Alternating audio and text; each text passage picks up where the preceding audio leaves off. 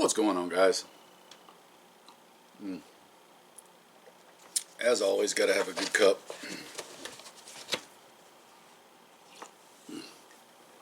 Yeah, can never go wrong with that. Alright, so by the title, you already know what we're here to talk about today. I want to give you a brief overview on new acquisition, and that is this AGM WLAD 1T. The T being for tan. Go figure. This lovely unit right here is a combination white light, green laser, IR laser, and IR illuminator. Wanted to kind of go over a couple of things on it, talk about a couple of things, and just kind of briefly talk about maybe a little use scenario, etc., for something like this. Now, up front, understand this is a fairly sizable financial expenditure, so I'm not saying it's for everyone. Do you need one? Need is not a relevant word. The appropriate word is want. Do you want one? Well, only you can answer that. It depends on what you want to do and what you are trying to accomplish. I wanted one, and for reference, this is on my house gun, if you want to call it that. It's for as much as around the property as it is in the house, but it's primarily the one that if we had uninvited four-legged or two-legged critters in the middle of the night, this is what I'd be grabbing.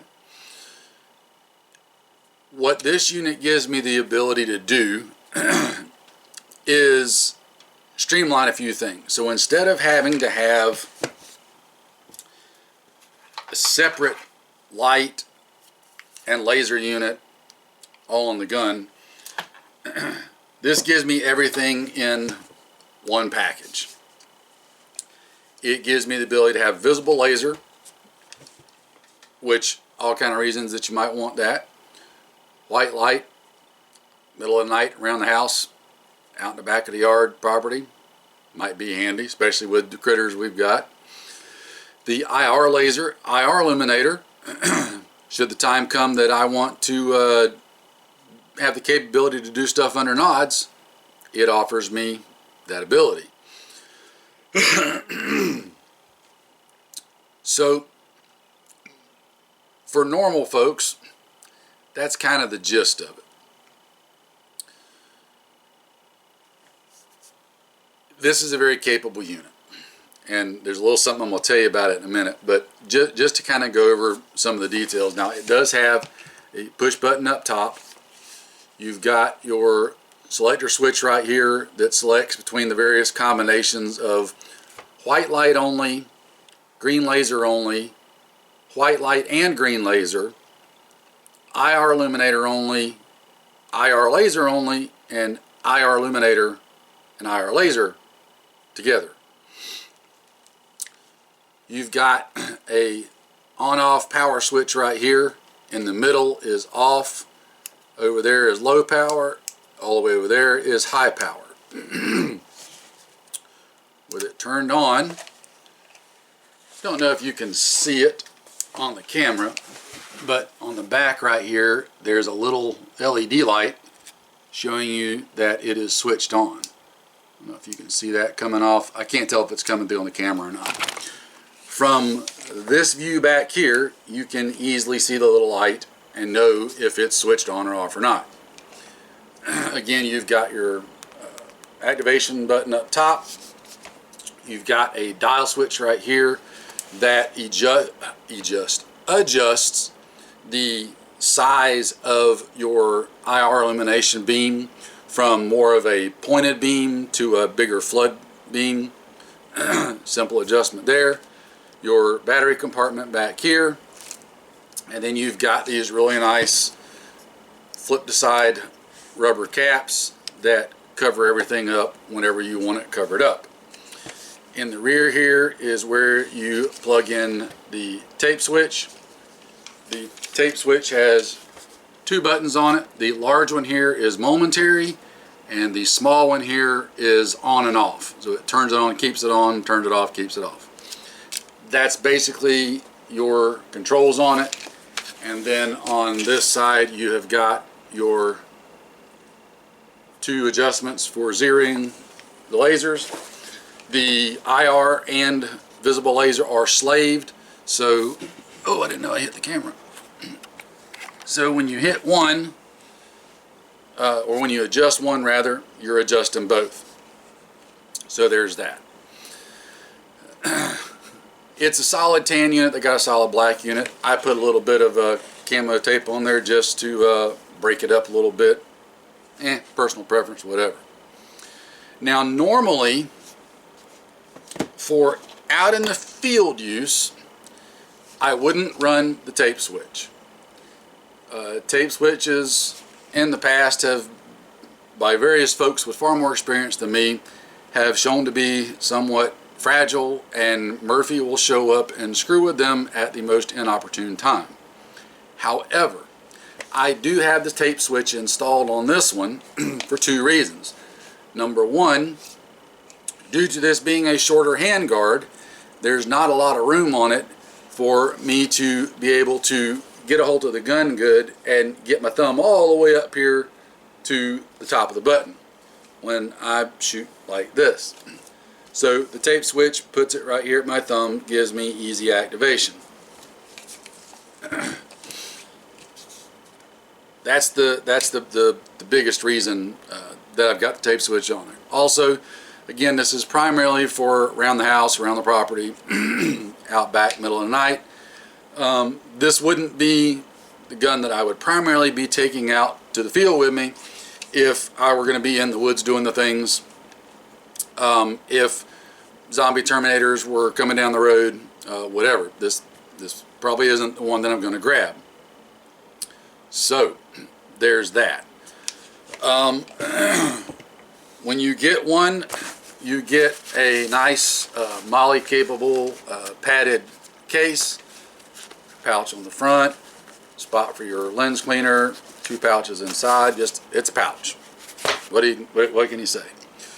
You will get with it a rechargeable battery, which is nice that it comes with a rechargeable one. Downside, you don't get a charger. So I rectified that. It's simple enough to get a 4-pack of batteries and a charger, and now I've got extra batteries and I can still recharge the factory one just fine. You will get your little instruction data sheet that comes with it with all the pertinent stuff on it. You get a lens cleaning brush and wipe. Any of you that are used to using scopes, you'll recognize that. You'll get a nice lens cleaning cloth.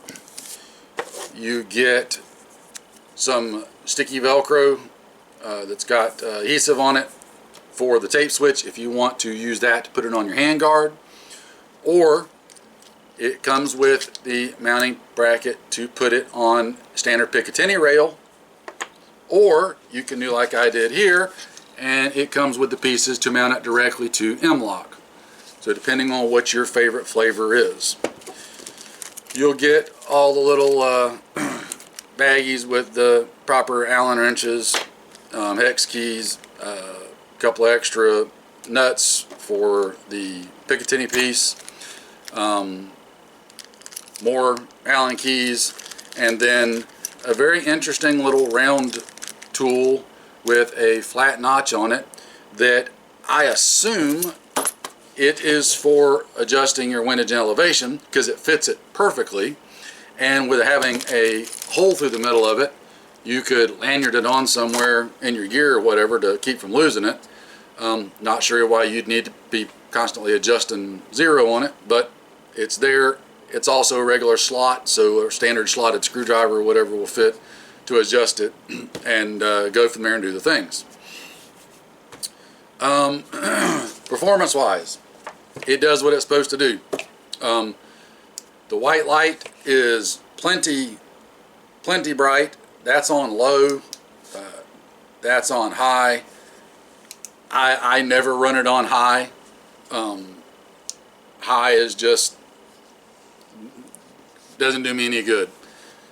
It's almost too much, actually. Low is perfectly fine for everything I need to see with it. Laser works great. I wonder if you can see this on the camera. Let's see if oh, you got to power it on first. No, the light's blocking it out. Let's do this. Can you see the laser back there? Alright, that's your green laser. Obviously I can't show you the IR stuff because I don't have nods out and it's not dark.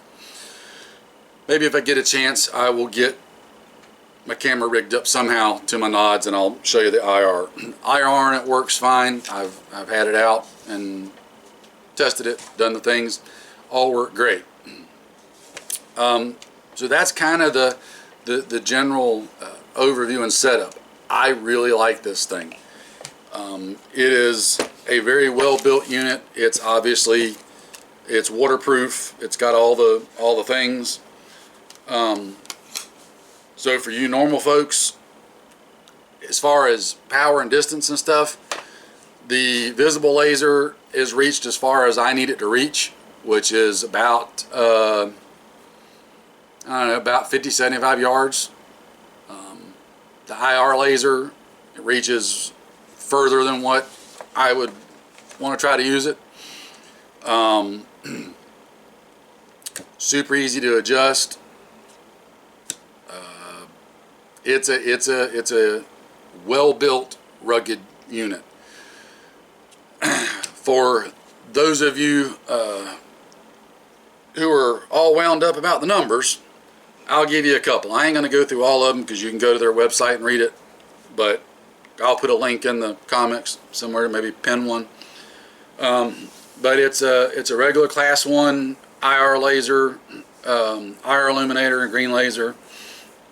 As far as output power, the IR laser is a 0.2 milliwatt, the green laser is a 1 milliwatt, and the IR illuminator is 1 milliwatt.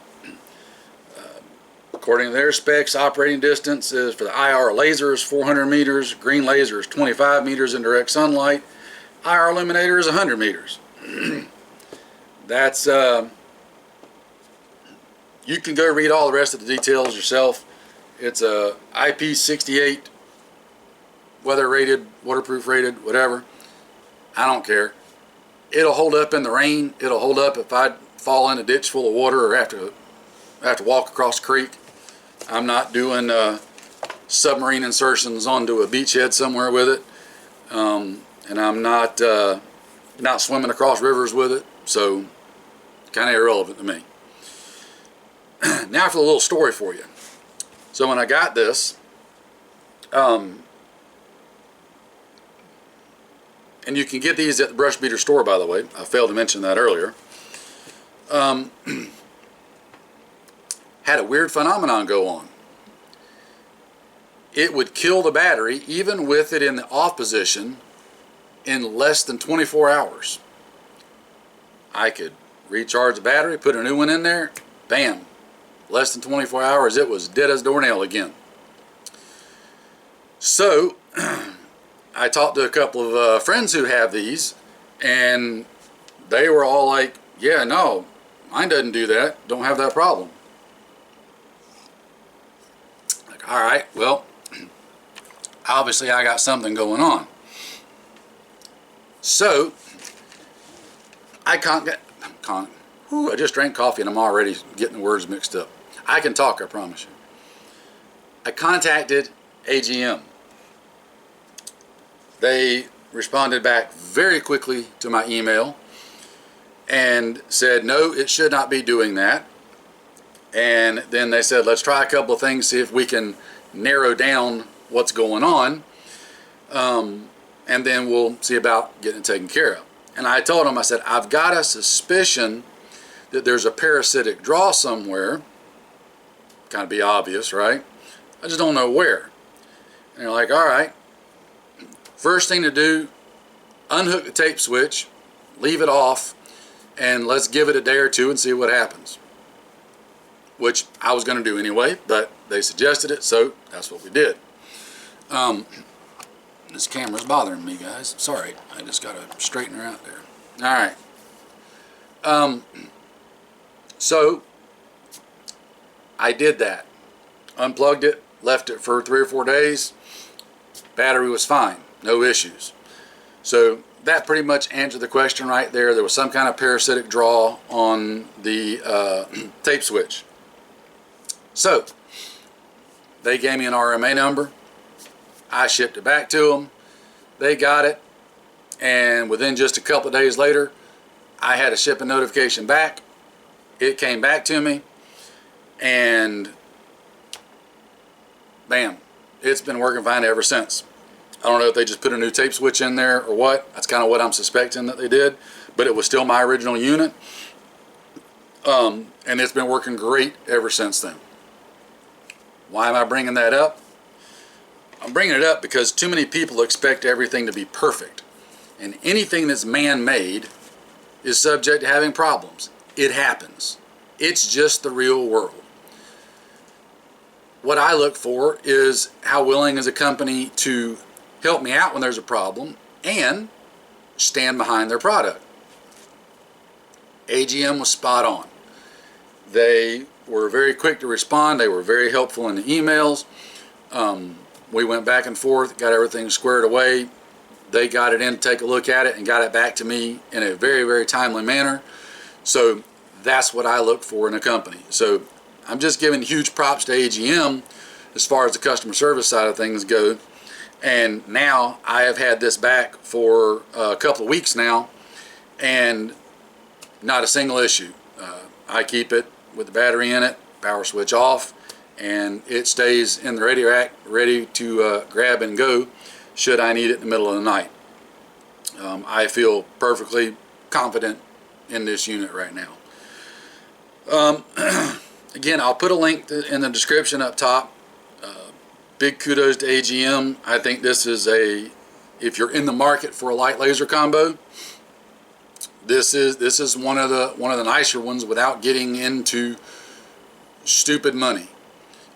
This one's under $1,000, which for a lot of folks that is a lot of money. I get it, believe me. It's not necessarily something everybody's gonna have, and understand, under no circumstances whatsoever should you just be told to curl up and die. You're not going to make it if you don't have something like this. That is nonsense. You can do just fine without it. Is it a good addition? Does it add some capabilities? Yes, as long as you've got other things to work with it. Am I ever going to say that you have to have this? Nope, absolutely not. So don't watch this and think that, oh God, I can't afford that. I guess I'm just done for it. No, absolutely not. That is not the case whatsoever, okay? Just want to be clear on that. There's too much of that nonsense that goes around on YouTube from other places where people won't tell you that, oh, every preparedness-minded citizen's got to have this and you got to have that, and this is just a must. No, most of the time it's not. You can do a lot with a lot less. So just be clear on that. Anyway, again, link AGM WLAD. This is a very nice unit if you were in the market for such. I highly recommend this one. I've got some others on the way that I want to do some comparisons on, and eventually I'll give you a nice comparison video of this one and this little unit that I have not done a video on yet, and some others that I've got on the way, and give you some thoughts on where you might want to think about going with things if you're in the market. But for now, the AGM gets a big big kudos from me. I'm a fan, and it's an awesome unit. So, as always, guys, it doesn't matter what you got, how expensive it is, or how much money you think you can dump at a problem. It's all worthless unless you actually get out and practice and train and do things. So, broken record time, get out, practice, train, and do the things. Use your stuff. Okay? Simple as that. Get out and use your stuff. Take care, stay safe, keep getting ready, and I will see you later.